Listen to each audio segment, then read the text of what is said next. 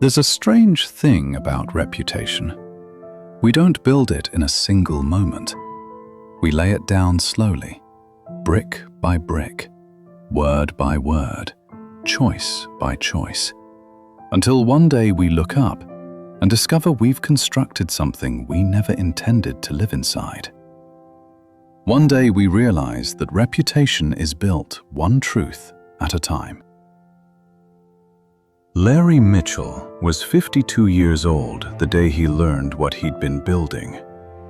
Man, did you hear Larry's excuse for missing the deadline? It was classic. What do you say this time? Something about the file being corrupted. Sure, Larry. Sure it was. Hey, I got one for you. How do you know when Larry's lying? How? When his lips are moving. Ha! That's cold. It may be cold, but it's true. They laughed, but Larry, standing just around the corner, did not. The mind has a way of defending us from truths we don't want to see. But sometimes, when the wound is fresh enough, the walls come down. And Larry began to remember. Hey Larry, how's it going? Thanks for calling. Good to hear from you. Just wanted to check in on you, Steve. See how you're doing on your birthday. My birthday? Larry, my birthday was 3 weeks ago. What? No, I know that. I meant I was calling about that. I've been meaning to reach out since then. Things just got crazy at work, but I definitely remembered. Had it on my calendar and everything. Oh, well, thanks, I guess. Better late than never, right? You know I wouldn't forget, Steve. Come on now.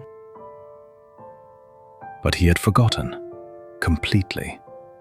And when the calendar app reminded him 3 weeks too late, he could have simply said so.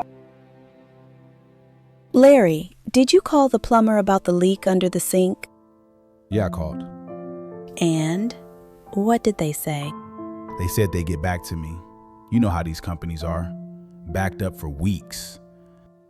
Really? Because I called them this afternoon and they said they never heard from us.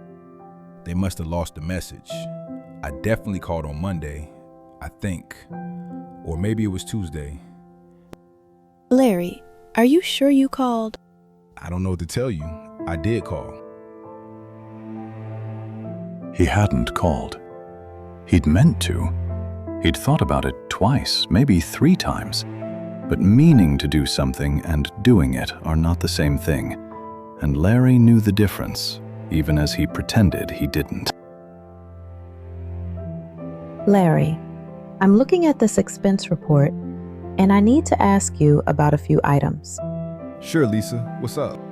This dinner receipt, $240. Who was the client? That was the Jackson's account. Preliminary meeting. You know, relationship building. Jackson's. You're sure? Absolutely. Good steak, good conversation. You know how it goes. All right, I'll approve it. But next time, make sure you note the client on the receipt. Will do. Thanks, Lisa. It was his anniversary dinner, his and Sandra's. There was no client. There was no Jackson's account. There was only a convenient lie and the quiet hope that no one would look too closely. Larry, I need to ask you something, and I need you to be straight with me. Of course, John. What's on your mind? Did you tell Dwayne about my situation at work? About the write-up? What? No. Why would I do that?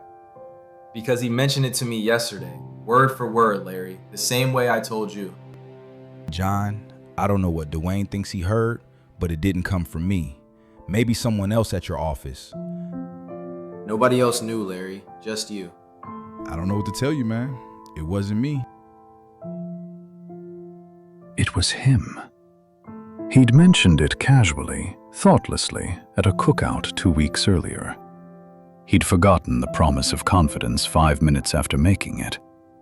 But admitting that would mean admitting something larger, that his word, even between friends, had become negotiable.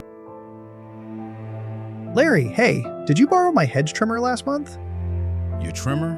No, I don't think so. You sure? Because I could have sworn I saw you using it in your backyard. Might have been a different one. I've got a trimmer somewhere in the garage. Old one, from my father-in-law. All right, well, if you see it around, let me know. It's been missing since April. Sure thing, James. I'll keep an eye out. The trimmer was in Larry's garage, behind the lawn chairs, still with traces of his hedges on the blade. He'd meant to return it. He'd meant to ask before borrowing it in the first place. But meaning to and doing are very different things. Larry sat alone in his living room, remembering what he overheard his coworkers saying about him early in the day. How do you know when Larry is lying? His lips are moving. The television was on, but he wasn't watching. He was listening to the echo of his own voice, playing back 100 small moments he'd never thought twice about. When did this happen? When did I become this? It wasn't one lie. It wasn't even 5. It was the pattern, the habit, the instinctive reach for whatever words would make the moment easier, regardless of whether those words were true. I told myself they were small, harmless, that everybody does it, that nobody really gets hurt. But they heard it. All of them. They noticed every time. And I kept telling myself I was getting away with it. I wasn't building trust. I was spending it every single time. The proverb says the Lord delights in people who are trustworthy. Not perfect people, not people who've never made mistakes. People who can be trusted. People whose word means something. And mine doesn't, not anymore. But what if it had gone differently? What if, in each of those small moments, Larry had chosen the harder path, the truer one? Larry, hey man, thanks for calling. Steve, I have to be honest with you. I forgot your birthday. I completely forgot, and I'm embarrassed about it. You deserve better than that from me. Happy belated birthday, brother. I mean it. Larry, I appreciate you saying that, really. What if he had told Sandra the truth about the plumber? Larry, did you call the plumber? No, I'm sorry.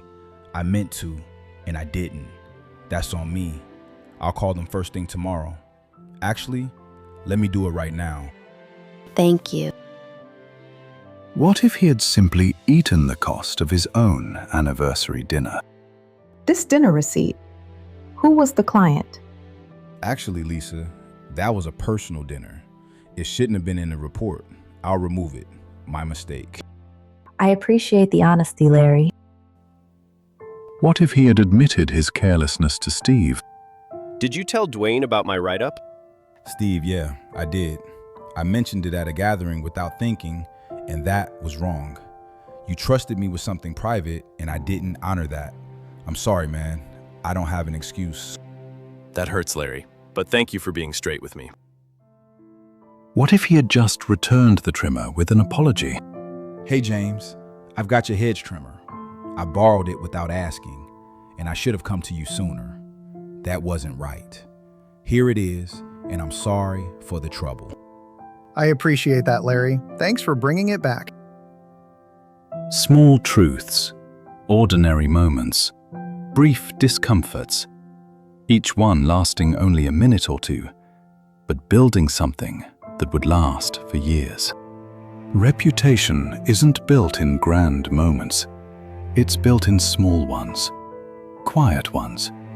The moments when the truth might embarrass us and the lie might protect us. Every honest word lays a stone of trust. Every lie removes one. Over time, those small choices become something larger, something people attach to our name. A reputation for truth is built one honest moment at a time, and it can be weakened one lie at a time. So the question isn't whether we will shape our reputation. We already are. The question is, what are our words building? If this illumined pearl spoke to you, return for the next reflection, where we explore another small truth that shapes a meaningful life.